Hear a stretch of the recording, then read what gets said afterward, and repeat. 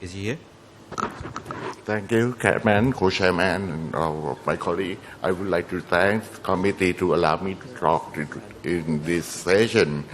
My talking today will be the intra-articular antibiotic injection for the PJI. The PJI is one of the most unpleasant complications of the total joint arthroplasty. Although the incidence is not high, not common, but it's very, very unpleasant. Our patient and also with the surgeon. Management usually to manage it is usually cost to both the patient and the caregiver. The choice of treatment is usually depend on the timing of the infection and also with the fixation status. Sikawa have classified the type of the infection many years ago to the three types. For the type 1 is the positive of intraoperative culture, the type 2 the early post-operative, the type 3 is the acute hematogenous infection, and the type 4 is the chronic infection.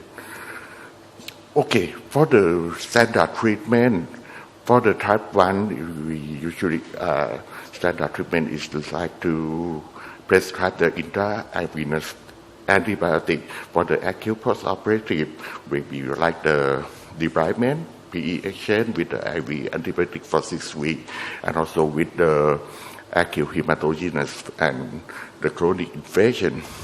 But for the acute hematogenous, the chart from the report in the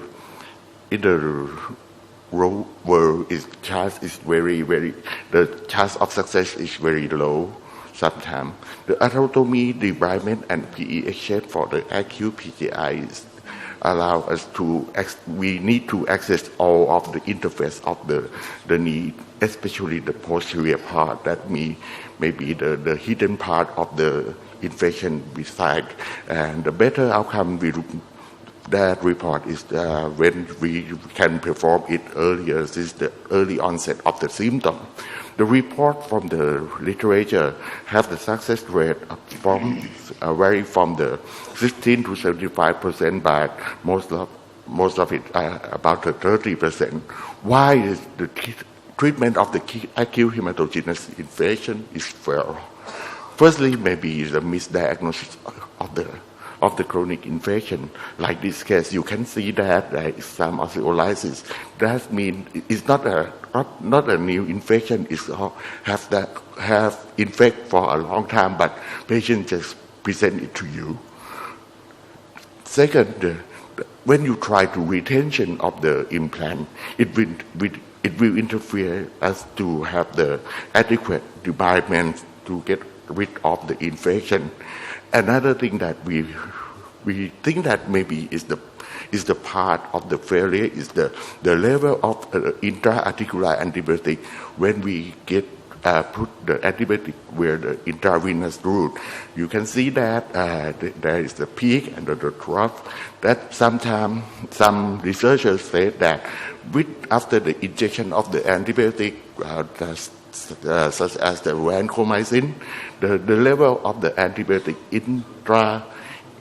intravenous, the serum antibiotic will be go lower than the MIC at about 6 hours, so that the intrasynovial concentration of the antibiotic must be lower than that, so that we try to find a way to increase the level of the intra-articular antibiotic.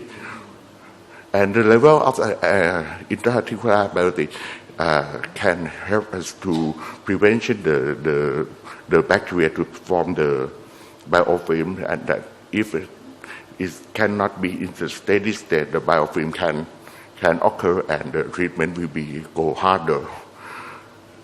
There is many ways to that we try to make the way how to increase the level of intra-antibiotic level.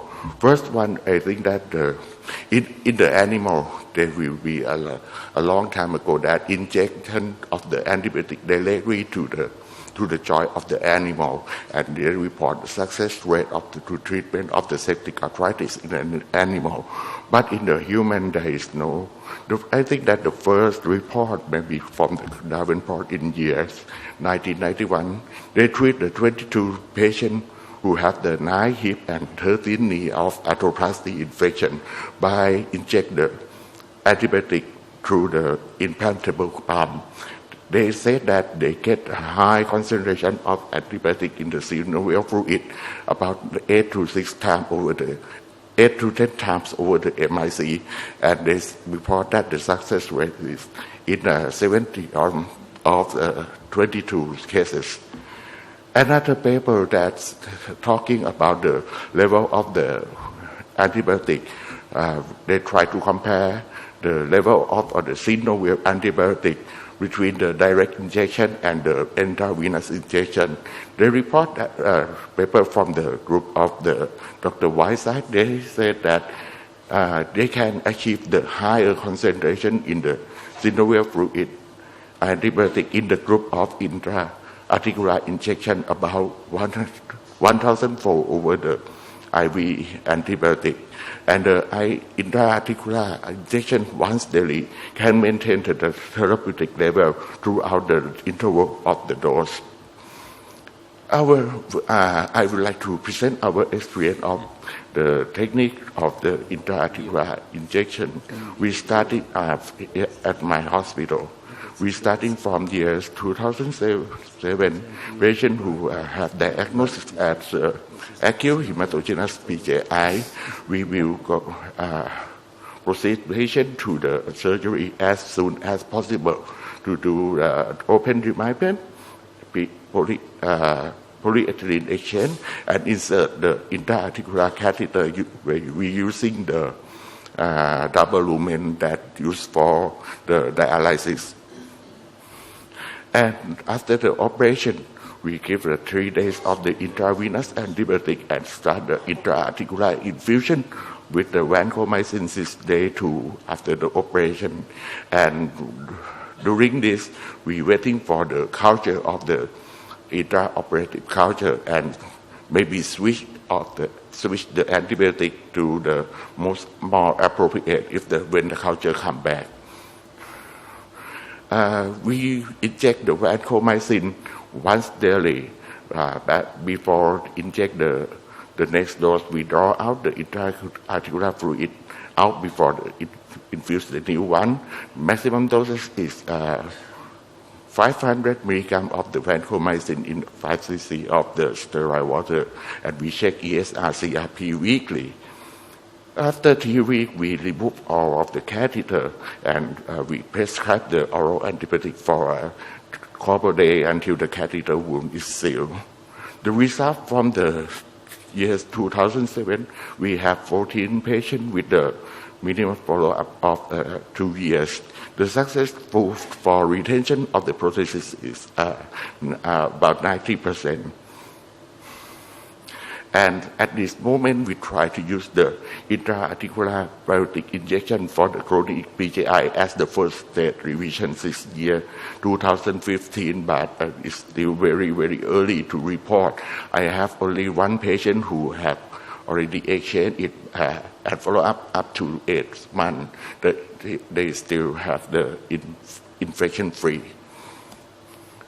For conclusion, I think that intraarticular infusion of antibiotic combined with the adequate debridement and polyethylene exchange is an effective treatment for the acute hematopoietic PJI.